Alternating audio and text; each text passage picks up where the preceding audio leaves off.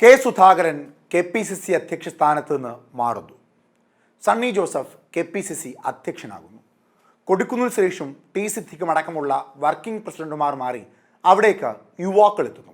അതും ചുറുചുറുക്കുള്ള യുവാക്കൾ. ഷാഫി പറമ്പിലും PC വിഷ്ണുനാഥും AP അനിൽകുമാറും അടങ്ങുന്ന യുവനിര.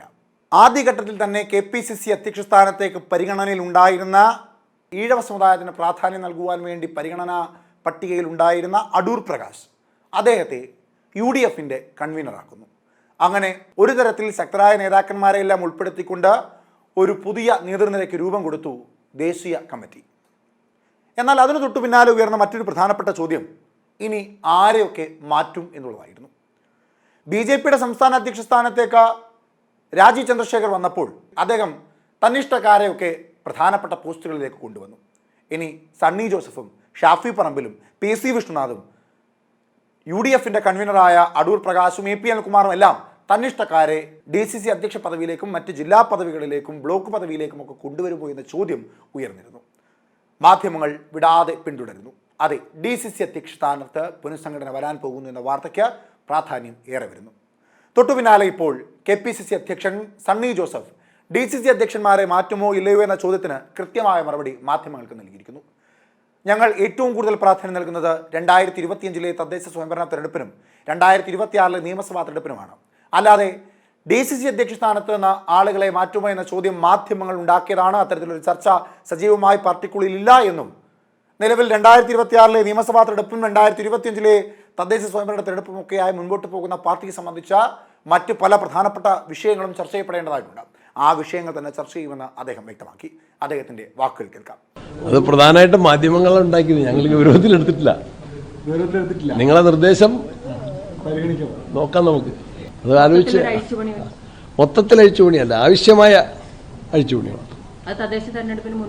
മുൻപുള്ള ഒരുക്കങ്ങൾ ആരംഭിച്ചു കഴിഞ്ഞു. പ്രധാനമായിട്ടും തദ്ദേശ തെരഞ്ഞെടുപ്പിന്റെ ഒരുക്കങ്ങൾ വാർഡ് കമ്മിറ്റികളുടെ രൂപീകരണമാണ്. നേരത്തെ ബൂത്ത് കമ്മിറ്റികളായിരുന്നു.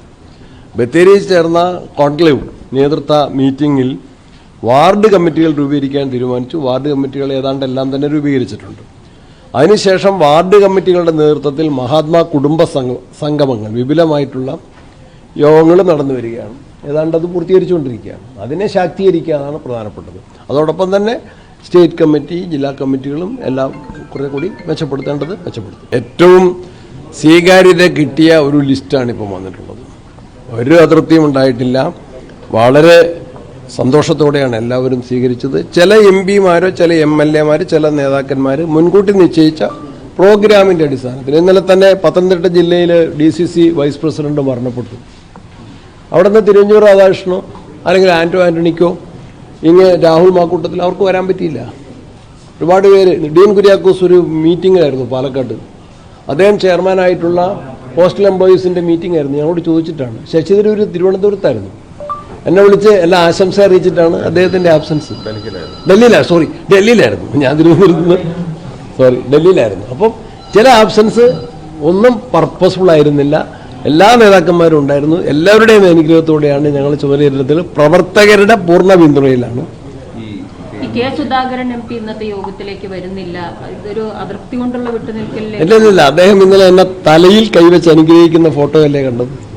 തലയിൽ കൈവച്ച് അനുഗ്രഹിക്കുന്ന, കസേരയിൽ ഇരുത്തിക്കൊണ്ട് തലയിൽ കൈവച്ച് അനുഗ്രഹിച്ചു. അതാണ്.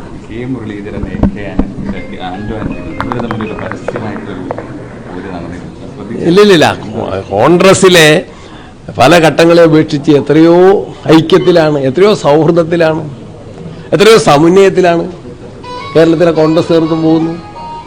അഖിലേന്ത്യാ കോൺഗ്രസ് നേതൃത്വമായിട്ട് എത്രയോ ടച്ചിങ്ങിലാണ് പോകുന്നത്.